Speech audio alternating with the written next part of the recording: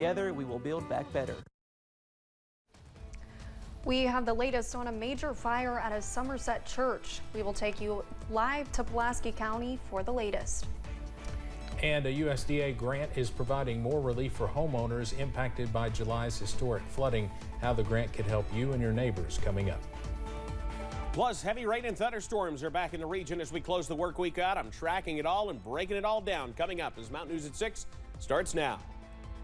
Dedicated to Eastern and Southern Kentucky, this is WYMT Mountain News at 6. Crews responded to a large fire at a Somerset church this afternoon. Multiple fire departments are battling the fire at Cornerstone Baptist Church. The church is on Clifty Street near Highway 80 on the east side of the city. A reporter at the scene says the roof of the church has collapsed. We do not know yet how the fire started, but we hope to take you live to Somerset in just a few minutes to learn more about the blaze.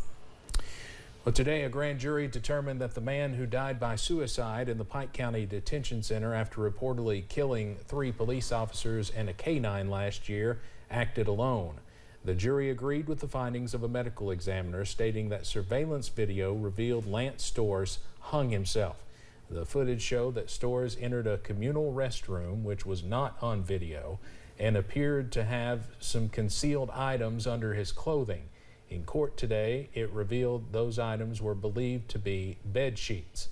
Storrs was found dead inside the stall.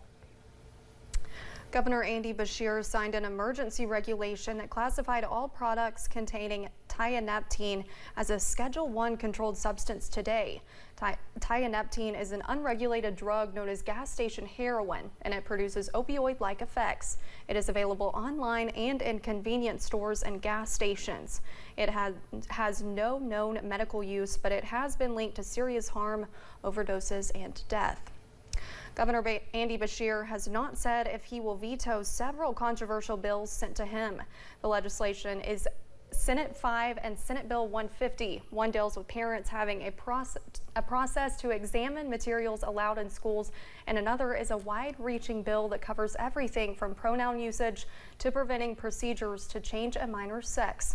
Governor Beshear has spoken out against Senate Bill 150 many times and again shared his distaste for it today at his Team Kentucky briefing.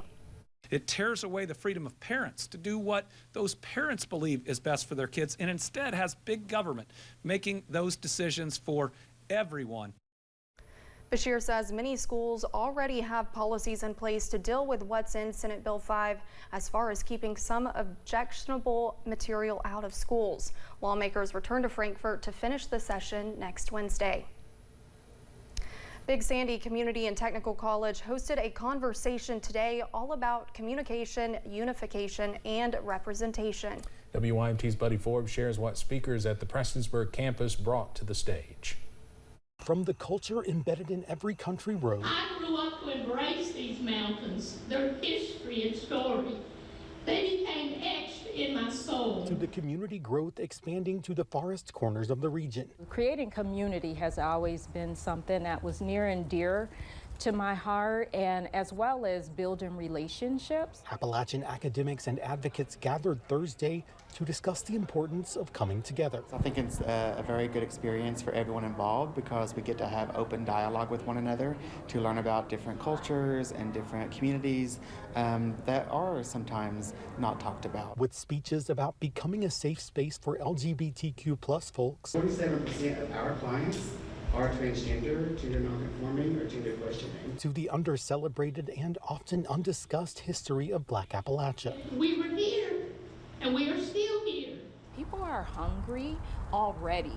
People want to see progress. They want to see transformative change, and they're willing to do whatever it is that they have to do. Leaving those involved to call on the community. I think it's going to become even more crucial soon to be able to have safe spaces to openly discuss our identities or our cultures or who we are. To help those who are craving community. I know sometimes people feel as if, well, I just don't know where to start, and it seems like it's hard work. It's not hard work, it's just hard work. By creating community. In Floyd County, Buddy Forbes, WYMT Mountain News. The event brought forth discussions about how to be a better advocate, ally, and Appalachian. Despite the clouds, mild air continues through the mountains this evening. You can see the view from Somerset, at least downtown, with all the folks headed on out, or at least headed home from a long day's work. 73 the current reading there. We'll continue to see temperatures on the warm side. 78 still in Manchester. We're at 75 in many locations. Yeah, that is a good 20 to 25 degrees warmer than this time yesterday. So a lot of folks see this map and go, I can get used to this, and it'll be around for at least a few days longer. Tonight will be milder as well. We're looking at those temperatures, upper 50s and lower 60s, with some showers moving in. First in the Cumberland Valley, then we'll see some of those temperatures in the 60s across the Kentucky River Valley, but cooler in some of the higher elevations. And then in the Big Sandy, we'll see those temperatures holding steady near 60 tonight as well. Now, we do have showers and thunderstorms on the way. Breaking it all down in a few minutes, guys. All right, Evan, thank you. We have some new information about a fraudulent online fundraiser made after the death of a Corbin second grader. Eli Hill's parents lost their 8-year-old in a freak accident Monday. They said at a vigil last night someone created a GoFundMe page to profit from their son's death. The Whitley County Sheriff says he is investigating along with the Commonwealth's attorney, but they were not able to find the page. Now, GoFundMe did release a statement saying, quote, GoFundMe has zero tolerance for the misuse of our platform, and we cooperate with law enforcement investigations of those accused of wrongdoing. Our team acted quickly to remove the fundraiser, refund donors, and ban this account from using our platform for any future fundraisers. Homeowners impacted by the July flood have another opportunity to receive financial help. WYMT's Chandler Wilcox joins us in studio to detail how one federal agency is looking to speed up the flood recovery process. $41,000. That is the amount of money homeowners impacted by the flood could receive to help repair their home from a USDA grant. These funds can be used to, hook up water system, foundations, sewer systems, septic systems. All of those things are eligible costs. Approximately 1,200 people in presidentially declared disaster areas can receive the financial help. How did you all come about getting this grant money? So this is a special pot of money that came out of the omnibus that was passed in December. And it is $60 million for the entire country. Tom Carew says Kentucky historically draws a chunk of money from the omnibus spending bills, but this will be specially allocated to flood survivors. Our staff is gearing up and getting ready to take those applications in. And hopefully, since it's not one of our regular programs, we're hoping it should be much easier and simpler for folks to apply. Getting the money will, however, include meeting a few requirements. They need to be the owner of the property. The house home has to have been damaged by the flood.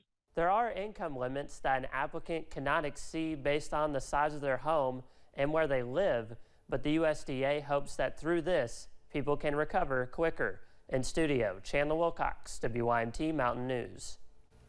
All right, thank you, Chandler. The USDA also mentioned in their news release additional funding that could be allocated to local housing nonprofits. Kentucky SNAP recipients that were affected by the windstorm earlier this month can apply to request replacement benefits. Any Kentucky household who lost food bought with SNAP benefits due to power outages that lasted longer than 4 hours have until midnight tonight to apply online for a replacement.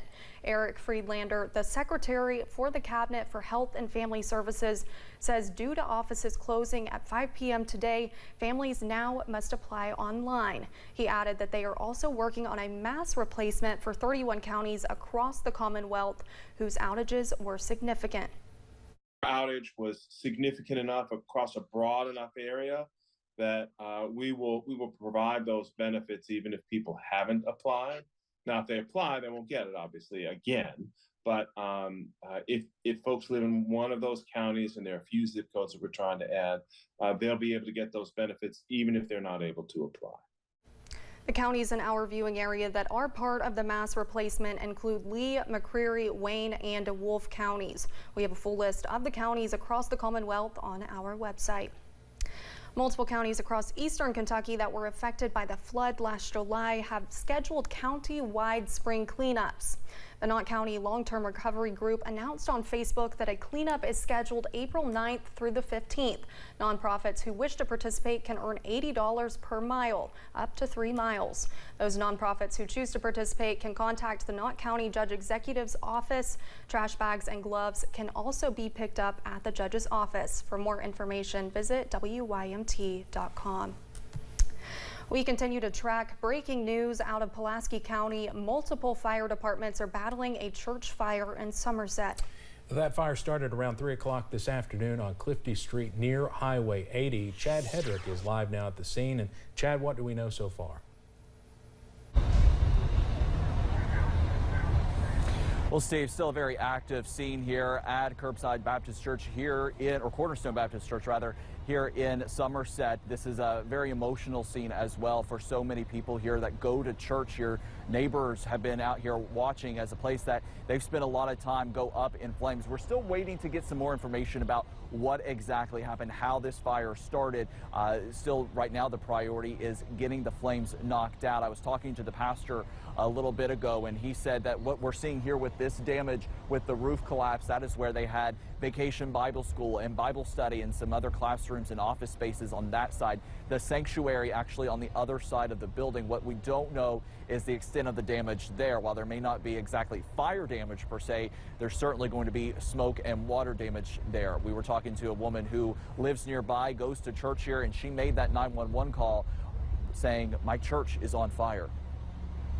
When I got here, smoke was coming out the roof really bad, and I jumped on the phone and I called the fire department and I said, "Y'all need to get over here. Our church is burning." And they immediately got here, and it wasn't 3 minutes until flames started coming through the roof, and it was so black around here you couldn't see anything.